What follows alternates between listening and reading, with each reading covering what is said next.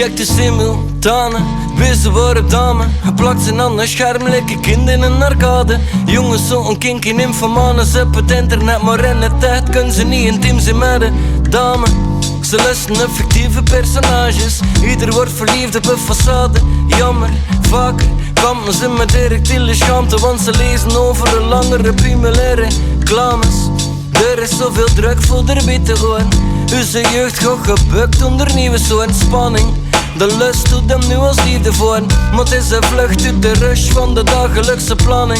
Alles moet vlug, overal vervanging. Tijdens nieuwe stuf, nieuwe drug, nieuw geluk, nieuwe dopamine rush aan de bron van een verlamming. Ons horlogeschip zingt samen met de bemanning.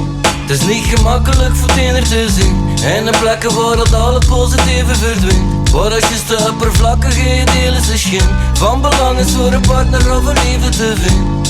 Het is niet gemakkelijk voor het ener te zien, en de plekken waar het al het positieve verdwijnt. Waar als je de oppervlakkige delen is geen van belang is voor een partner of een liefde te vinden. Check de wezen voor een dame, geplakt zijn aan een scherm, lekker kind in een arcade. Meisjes willen geliefd zijn gelijk jade, Anna, dus ze willen de eerste maquillage. Mama zegt ze dat ze niet moet investeren in de rage, voor alleen het te chockeren in het digitale landschap. Just de seks op het programma, dus ze logen in de eigen woorden voor bevestiging en aandacht. Zoveel druk voor gezien te worden, dus geluk wordt bepaald door de nieuwste norm.